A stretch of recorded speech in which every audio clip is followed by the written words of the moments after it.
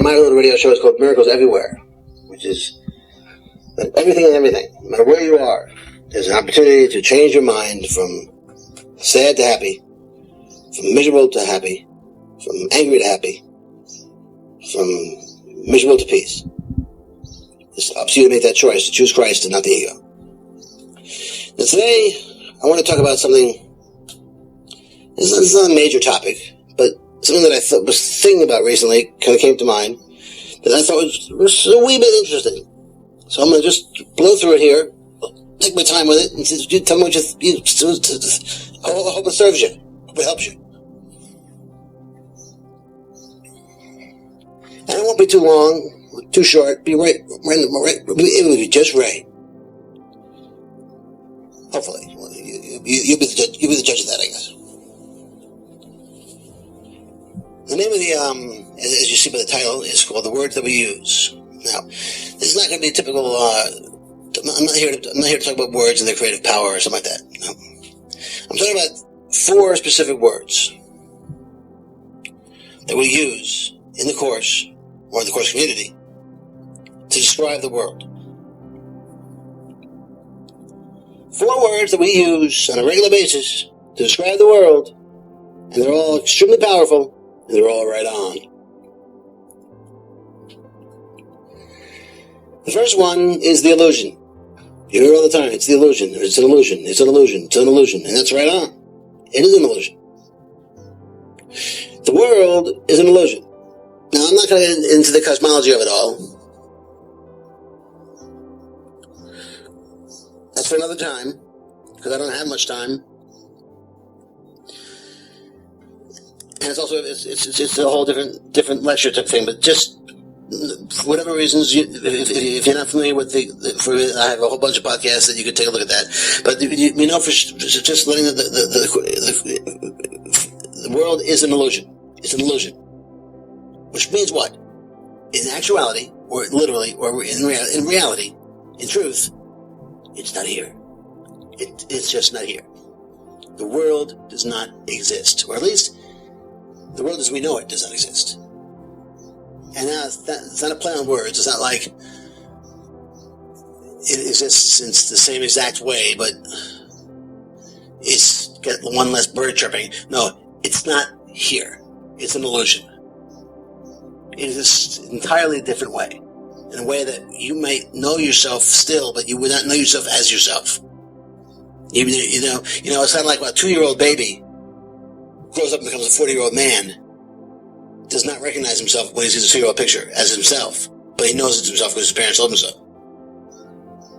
He doesn't have any conscious memories of himself being 2. Oh yeah, I remember that. Oh yeah, that was just like me. And you may have a sense that you were of yourself growing up, a sense of yourself, if you've done meditations, of being always around. But that 2-year-old body has no sense of himself as being a 40-year-old body, although it's the same body, same personality that's there. In the same way, this world is nothing like the world it will become if the illusion was, if it lost, is an illusion, and it was nothing like the world that's really here. It's nothing like the world that's really here. If this illusion disappeared tomorrow, the world that would take its place, the real world, is nothing like this world. Although we, who are really here, would still be here. Although we'd be experiencing a totally different world, and therefore we'd be totally different. So, illusion. It's the illusion. Now, even if I didn't go that far, and just said the illusion, most people would get what I mean by illusion. This world's not here. What would that mean generically? It would just mean, well, my body is not here. The words coming out of my mouth, therefore, my vocal cord is not here. The sound coming out of my mouth is not here. Your eardrums don't hear anything because there's no sound coming out of my mouth, and if there were, your eardrums aren't here anyway. Neither are mine. There's nothing here. Illusion. Is illusion is illusion is illusion.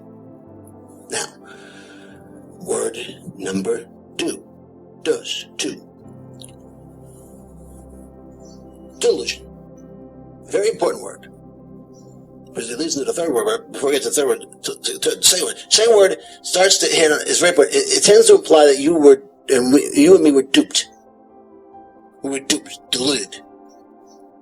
That we either duped ourselves, which very often was deluded. I mean, we've been deluded, or we were taken advantage of, or we were suckered into something but deluded tends to imply that we walked into something with our eyes closed.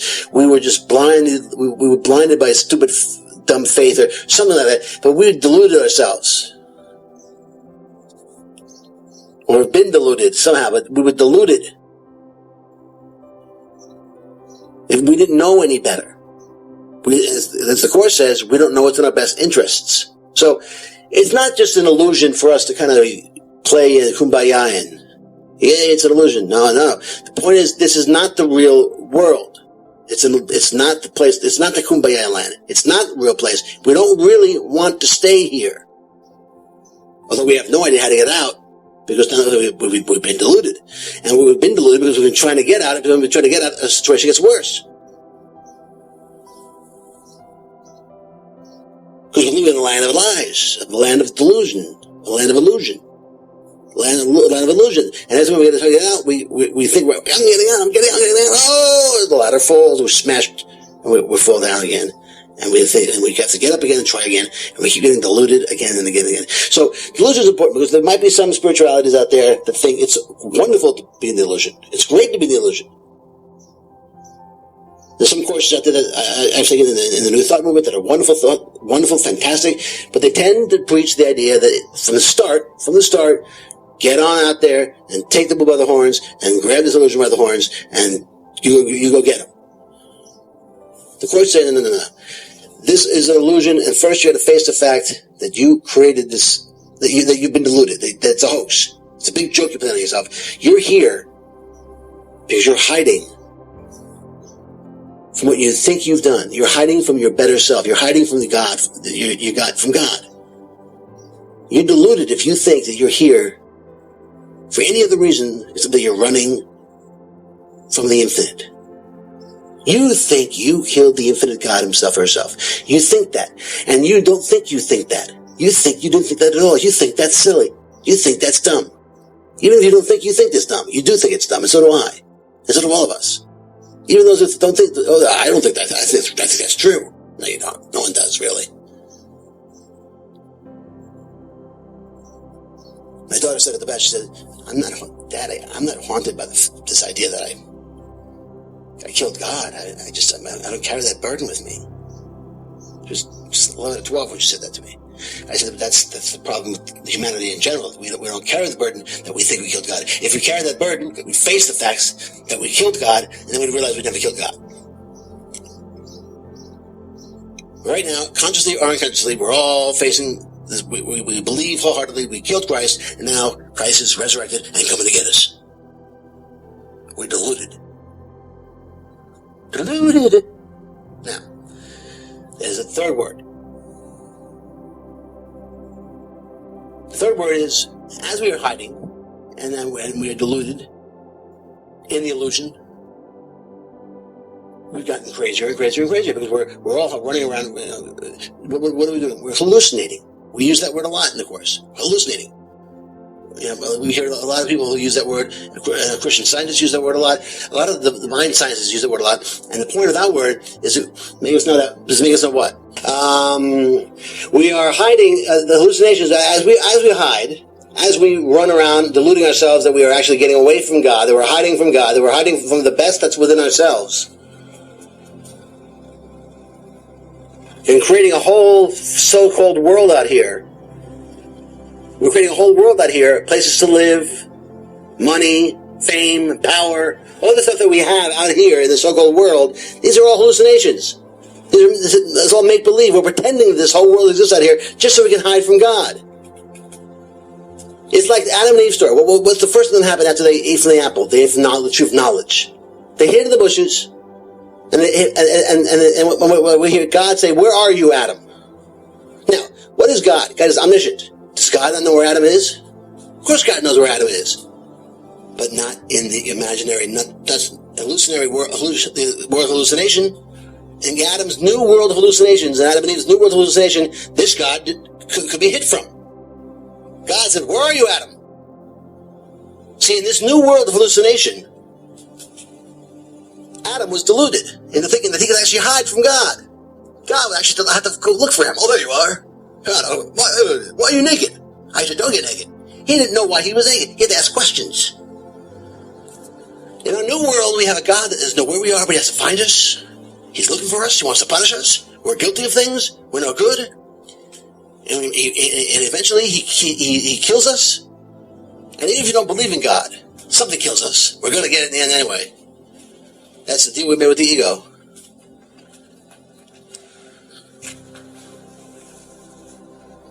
Now forgetting all that, not forgetting that, but moving on from that, the word hallucination is also very good because it implies very much on a generic level, it implies something we don't want.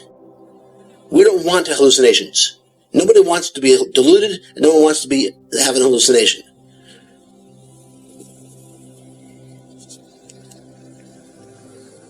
My doctor asked me, have you ever been, do you see hallucinations? I have Parkinson's disease, according to my doctors, and they said, do you ever have hallucinations because of the drugs I take? I say, no, but I'm laughing inside because he says, do you see things that are not there? And I feel like pointing to the lesson in the workbook. But, of course I say no, because nobody wants hallucinations.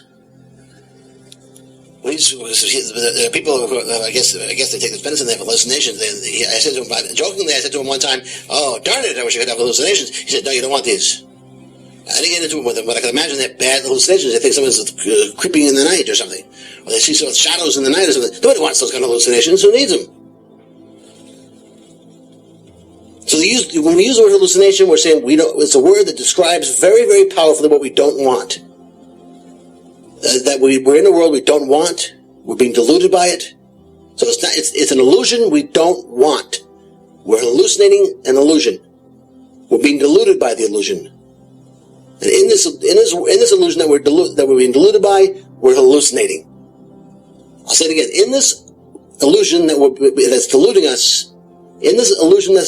us, we're hallucinating. Now, Jesus does something else in the Course of Miracles. Spirit does something else in the Course of Miracles. It's very interesting. He takes the word illusion and calls it something else very often. And by tweaking the word illusion, he gives us a slightly different point of view. He calls it dream. And the reason why that's so unbelievably powerful is because the word illusion, which is wonderful and it can be used anytime, obviously, because everyone can understand mentally, at least, what an illusion is. Everybody, no matter where they are, dreams. Or at least has dreamt. And probably will dream again.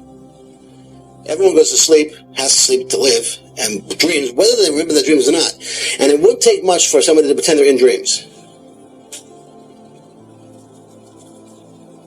If I said to you, imagine you're dreaming right now, or it's as if you're in a dream, and you looked around your room as if I'm dreaming, you would be able to feel pretty quickly like you're in a dream. So suddenly, if I said to you, you're in a dream that's deluding you, and you're hallucinating in the dream, suddenly, for two things, it's not that scary because you know you're dreaming, which means you're going to wake up somewhere else. Where? With God. You're really with God. You're really not here at all. Suddenly, the whole idea of an illusion makes sense. You get it? Perfect sense. Oh yeah, I get. I'm not really here. That's an illusion. Where am I? I'm somewhere else. Where? I don't know. I'm with God, sleeping. Oh wow. Oh, I get it. That's what a dream is. A dream. What is a dream? A dream is when you think you're somewhere else, but you're actually in bed. Well, I'm not sure I'm in bed right now. The divine cosmic bed. Well, I don't know about that, but I know I get it now. I'm in a dream. I'm not here. I'm in bed. I'm not here. I'm somewhere else. I'm not here. I'm somewhere else. Obviously, that's what a dream is all about. This is my dream body. Not only that, all the bodies you see around you are the one dreamer. All the bodies you see around you are the one dreamer who's never, ever, ever, ever really fallen asleep. That's paradoxical, I understand, but that's the truth. Because now how can the one perfect dreamer accidentally fall asleep? This is the captivating stuff that I study on a regular basis of the Course. And what we tend to try to help us who study the Course together, help each other through. So the dream is very powerful. And anyone could intuitively understand the word dream. Because it sinks right, they can sink their teeth right into the word very powerfully.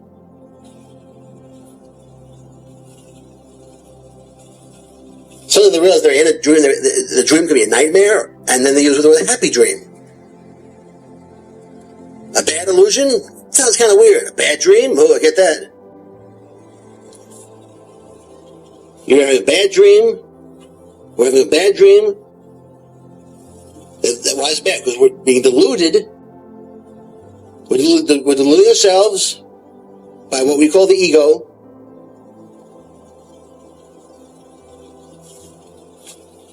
And how are we doing this delusion? By hallucinating hiding places from the infinite God.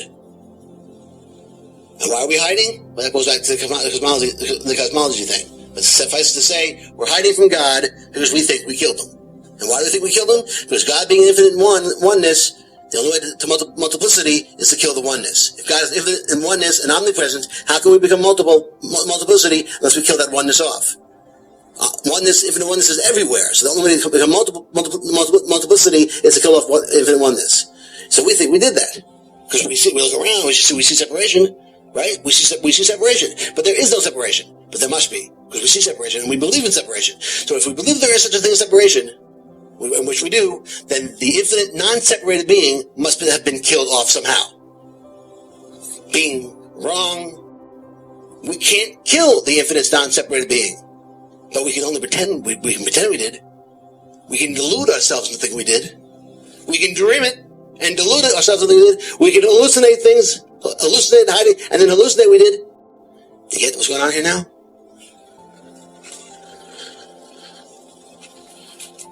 Welcome to the grand illusion. Welcome to the big dream. The big hallucination. The big delusion. So those were the words that I wanted to explore just a little bit with you guys today, and I hope that you enjoyed it. It's not a big giant one, but it's very powerful.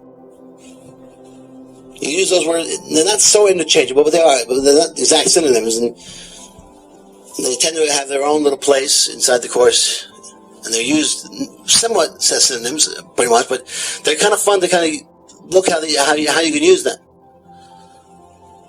Because if we didn't use the word delusion, and we never used the word hallucination, and we didn't use the word dream, we'd have just illusion, and then anyone could kind of say, well, my illusion is fun, I like my illusion, so no. Jesus makes it pretty clear in the Course.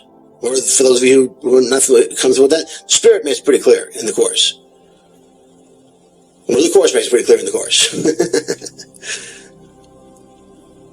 This is a delusion that we're hallucinating. It's an illusion that we're hallucinating. It's a dream. That's actually a nightmare. And that we want to wake up. And that our one job here, our one mission, our one purpose is to wake up from this limited dream of death and madness. That's our one job. And to get to a place where we are no longer, now this is the key. It's not necessary to wake up from the dream, but to wake up in the dream. And how do we do that? If we can get rid of the fact that we're hallucinating, and get rid of the fact that we're being deluded, we can still be in the dream, but not wake up, and have immense amount of freedom and power. And I'll explain this to you. And of course, calling it a dream also has a lot of perks, because according to the Course, we're always dreaming. We never woke up when we think we woke up in the morning, or whenever it is you wake up. In other words, we're dreaming right now that we're awake. We're dreaming we're awake. We're dreaming that we're awake. We're not awake. We are not awake. We never woke. We never woke up. You're still sleeping. You are still sleeping. I'm in your mind. We never woke up. You're sleeping. You're out like a light somewhere. Now, in other words, when you went to bed last night, you were going to bed inside a bigger dream. And you woke back up in the bigger dream. But you were always dreaming. And you are always dreaming. So if you want to understand the bigger dream, go to your nighttime, the smaller dream that you have every night, and take a look at it. And that's pretty cool.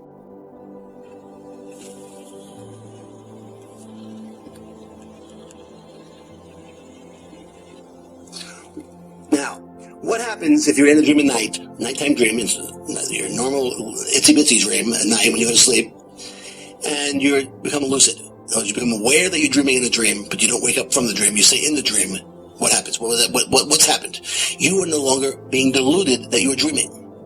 You're still dreaming, but you're no longer deluded by your ego that you are dreaming. Your ego is no longer there saying, you're dreaming, you're dreaming. I'm not dreaming. I'm not. I mean, this is real. In other words, you know it's a dream.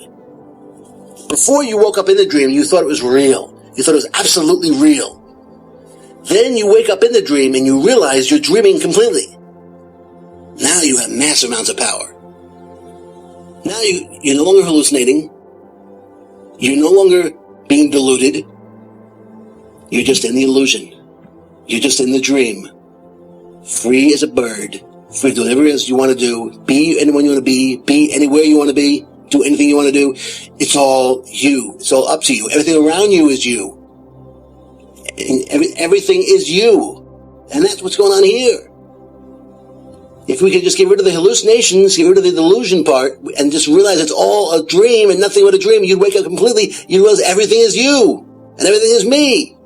There's only God. There's only the mind that's producing all this in his or her mind. And we're all the players in that mind. We're all the infinite dreamer's multiplicity within, which of course can't happen. It only can happen in a dream because it can't really happen in reality. And how it happened, who knows how this dream happened for sure. The best way it was described in the Course was that Adam fell asleep. And this is tough stuff as we get to the nitty gritty of it all, in terms of how the sleep happened, and that's not. This is the best way that I came to understand it. And how I'm describing it is the best way to understand it. There is an infinite dreamer who is, quote, fallen asleep or nodded off and is dreaming that he is all of us.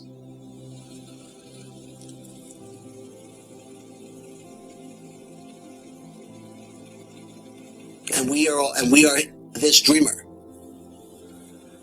And there isn't one particular ego that he is more than any other one.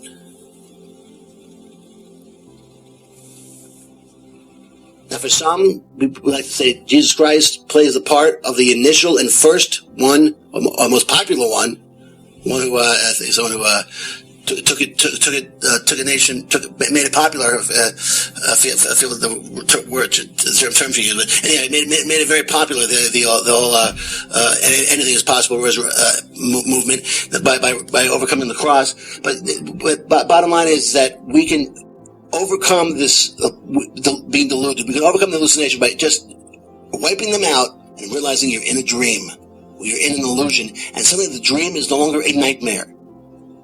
It has now become a happy illusion, a happy dream where you are filled with the brightness of power and love, and all this, the world becomes a happy place. And you begin to see the world as Jesus does, and the Holy Spirit does, when he says in the Course, I look at the world, Jesus says, and I see love and peace and happiness in life. And you look at the world and see the opposite. Who's more right? Whose judgment shall you believe?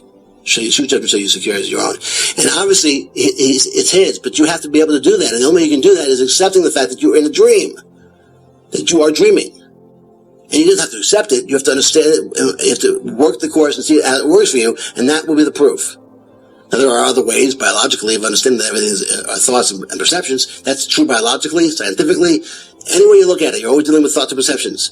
But the fact that you're dreaming is a wonderful way to look at it, because you've captured quantum theory, you've captured all the quantum spiritual mechanics, you've captured the Course in a nutshell, and boom, you're halfway home.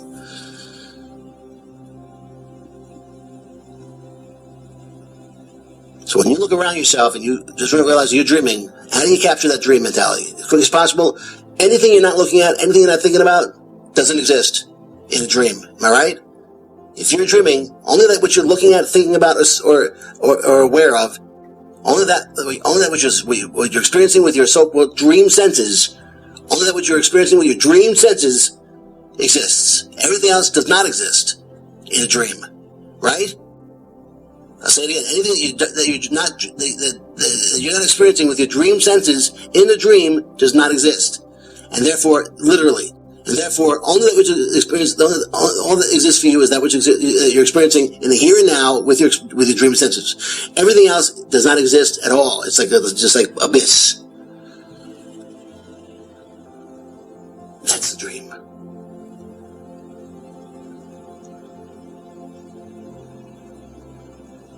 That's all good. Everything's fantastic and wonderful.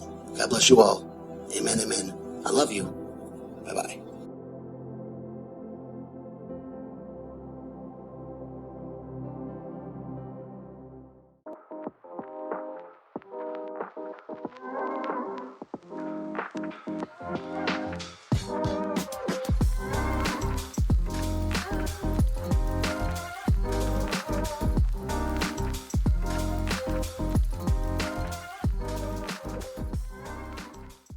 Don't you know that only love is true? Remember you're dreaming. Oh, remember you're dreaming. Yeah, remember you're dreaming. Oh, remember you're dreaming. Yeah. Oh, wake up, wake up. You gotta wake up, wake up. Remember you're dreaming. Oh, remember you're dreaming. Remember you're dreaming. Oh, remember you're dreaming. Remember not to forget to laugh, to worry about the future nor the past.